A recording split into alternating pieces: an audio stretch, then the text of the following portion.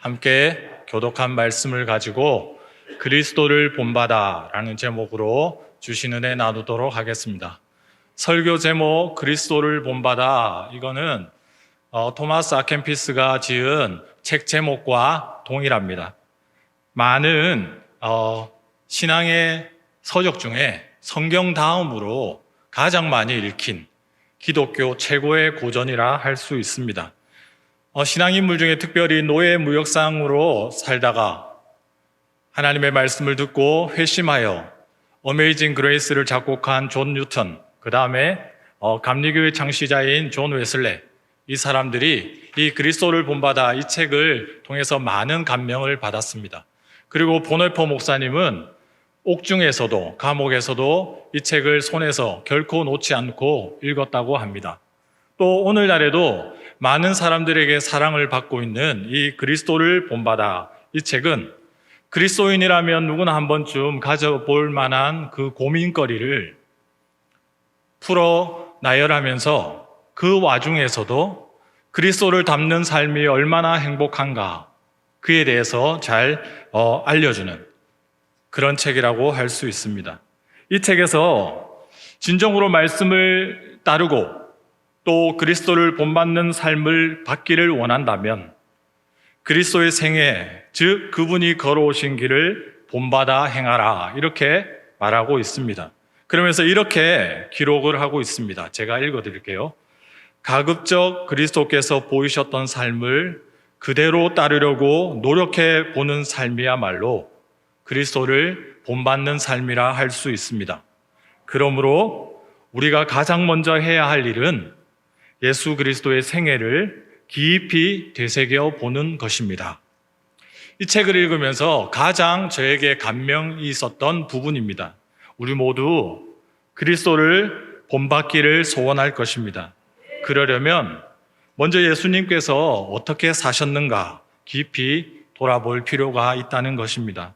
그리고 가급적, 힘들더라도 가급적 그리스도께서 보이셨던 삶을 그대로 따르려고 노력해 보는 모습, 그 모습이 필요한 것 같습니다. 이것이야말로 우리가 소원하는 그리스도를 본받는 삶, 그리스도를 닮아가는 삶인 줄 믿습니다. 오늘 우리는 누가복음 6장 12절로 19절에서 보여주신 예수님의 삶을 살펴볼 것입니다.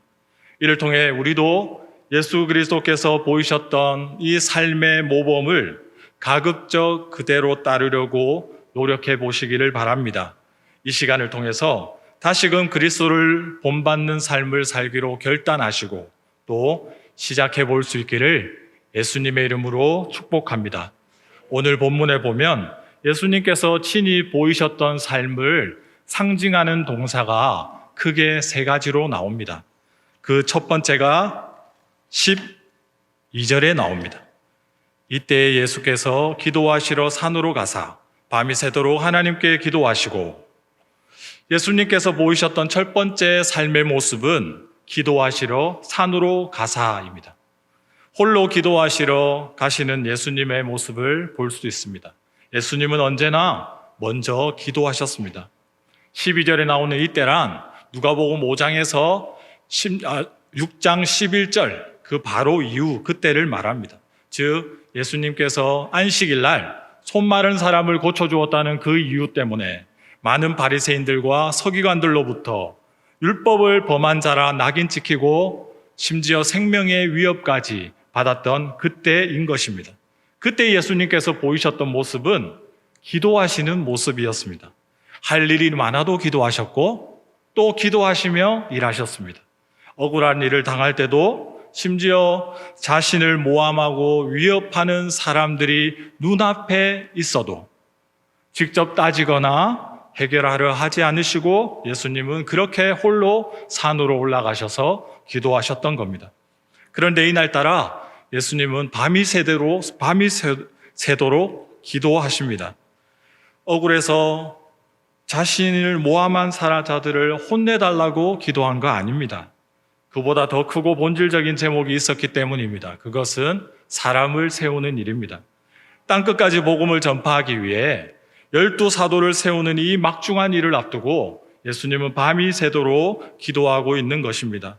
평소에도 늘 기도하시고 특별한 일이 있으면 더 많이 기도하는 이러한 예수님의 삶, 이것이 예수님이 친히 보여주신 삶임을 믿으시기 바랍니다.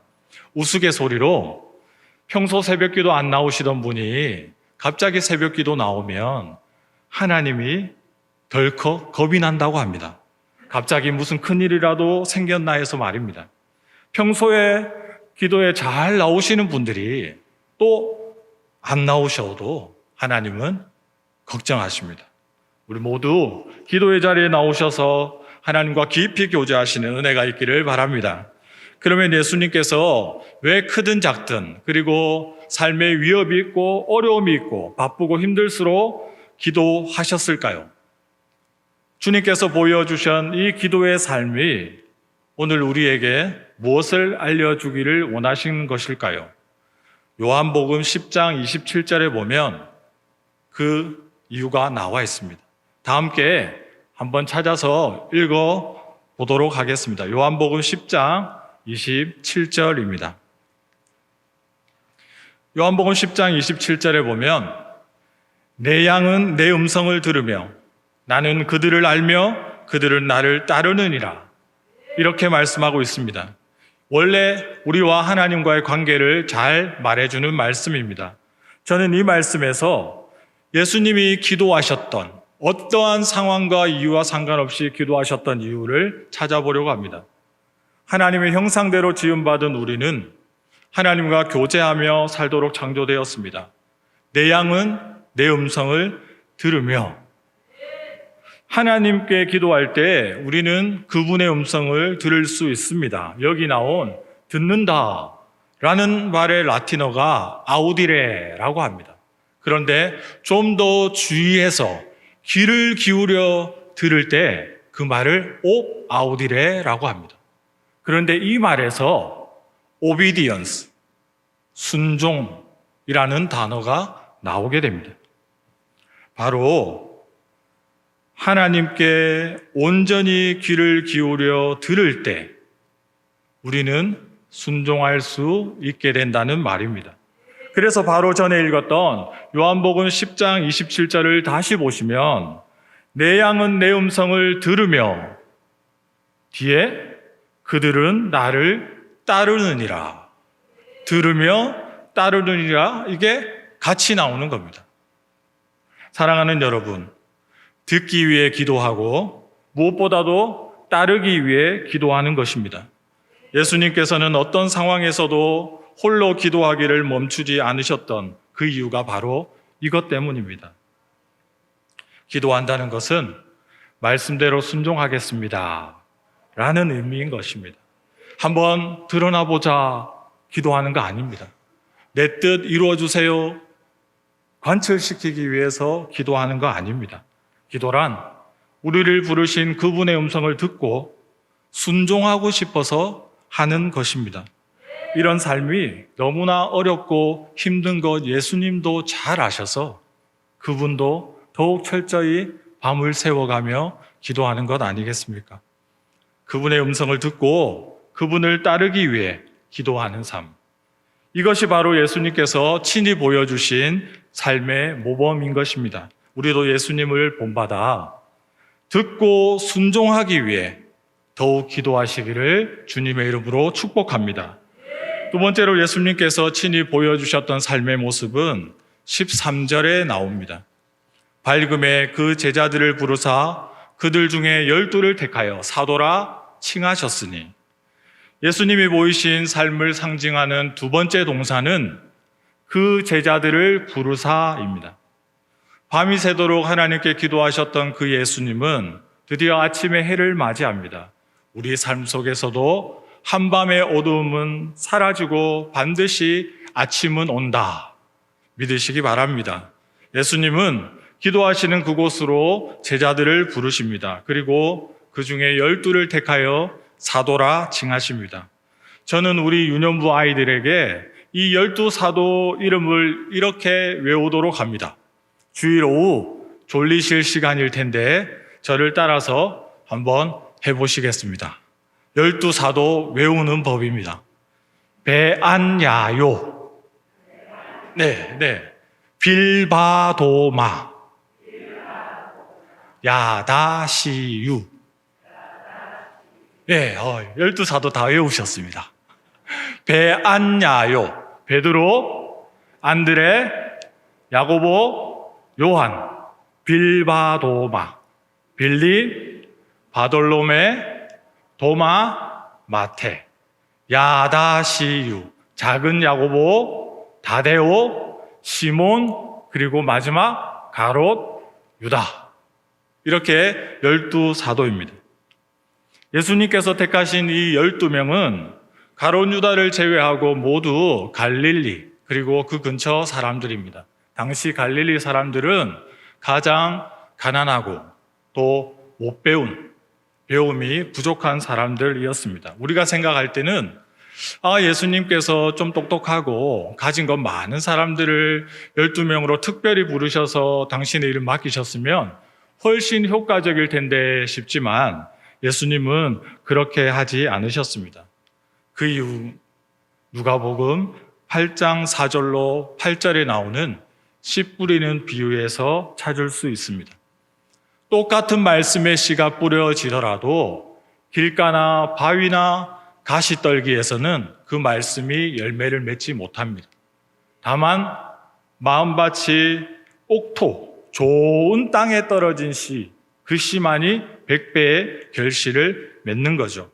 복음의 말씀은 똑같지만 받아들이는 사람들의 마음의 상태, 그 마음밭에 따라 큰 차이가 있다는 것입니다.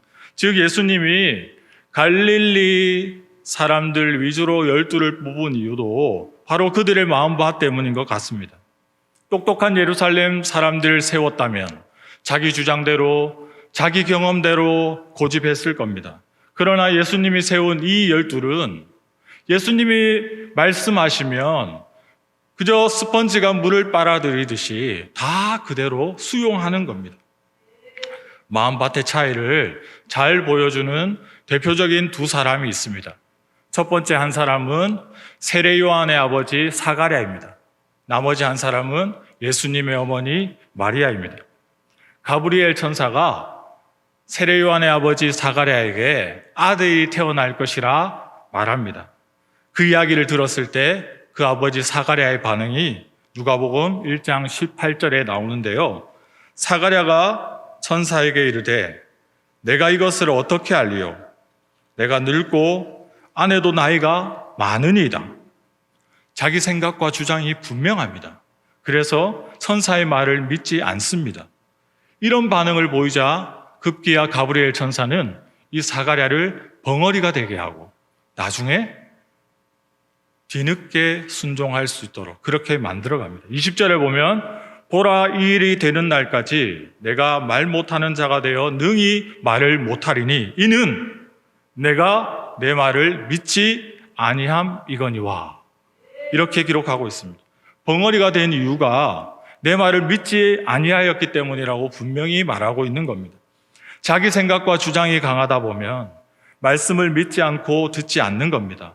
그러나 예수님의 어머니 마리아는요, 설득이 필요 없었습니다. 누가복음 1장 18절에 보면 마리아가 이르되 주의 여종이오니 말씀대로 내게 이루어지이다 하며 천사가 떠나가니라. 말씀대로 내게 이루어지이다. 예수님은 이런 사람을 뽑으신 겁니다. 예수님은 이런 사람을 택하셔서 사도로 삼으셨어요. 면면을 살펴보면 부족할 것이 너무 많은 사람들입니다. 그러나 그들의 마음밭과 그들의 믿음을 보시고 사도로 세워주신 겁니다. 우리도 사람을 보고 세울 때 그 사람의 마음과 믿음 먼저 볼 수 있기를 바랍니다. 그 사람의 중심을 보고 사람을 세우는 것, 이것이 예수님께서 친히 보여주신 삶의 모범인 것입니다. 우리도 예수님을 본받아 사람을 외모로 취하지 않고 그 중심과 그 믿음을 보고 믿음의 공동체를 든든히 세워갈 수 있기를 바랍니다. 예수님께서 보여주신 삶의 모습, 마지막은 17절에 나옵니다. 17절 우리 같이 한번 읽어보시겠습니다. 예수께서 그들과 함께 내려오사 평지에 서시니 그 제자의 많은 무리와 예수의 말씀을 듣고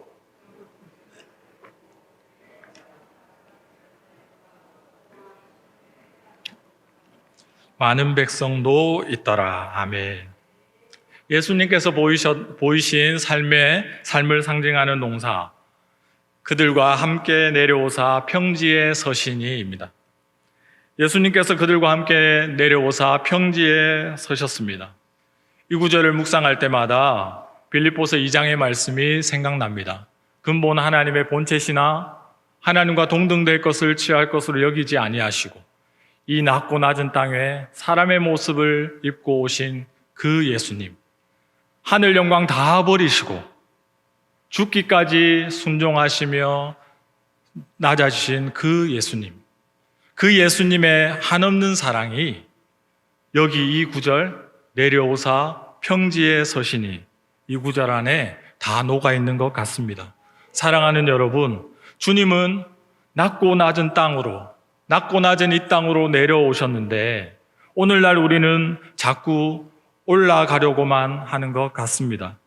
하늘 영광 다 버리고 이 땅에 내려오신 예수님은 고난의 길을 감당하시기 위해 밤새 기도하셨습니다. 그리고 12 사도를 세우셨습니다. 그리고 그들과 함께 또다시 내려가십니다. 산에서 내려와 쭉 가다가 멈춰선 그곳은 다름 아닌 평지입니다. 아무나 찾을 수 없었던 고요한 산에서 내려와 누구나 쉽게 다가갈 수 있는 시끌벅적한 곳, 그런 평범한 땅으로 예수님은 내려오신 것입니다.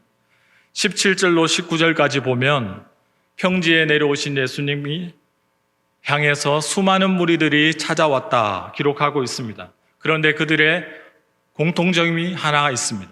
하나같이 문제를 안고 있는 사람이라는 겁니다. 질병이든 정신적이든 영적이든 그들 안에는 고통을 안고 있는 것입니다. 그래서 그들은 예수님의 말씀도 듣고 병고침을 받기 위해 그렇게 다양한 지역에서 예수님을 향해서 나아왔던 것입니다. 여러분, 왜 예수님께서 평지로 내려오셨는지 그 이유 아시겠죠?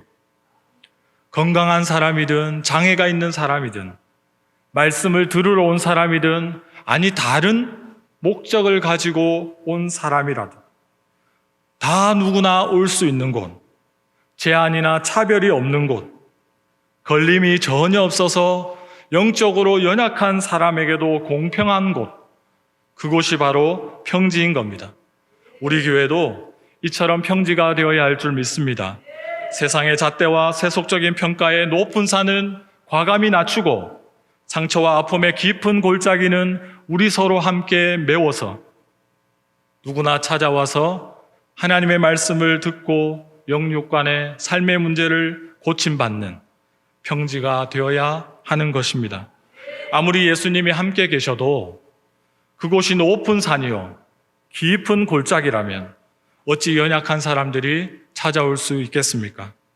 우리 교회를 지탱하는 중재직 그리고 목양 사역자 모두가 누구나 편히 쉴 수 있는 따뜻한 평지가 되어 주시기를 주님의 이름으로 부탁드립니다. 평지가 되면 아무래도 피곤해질 겁니다.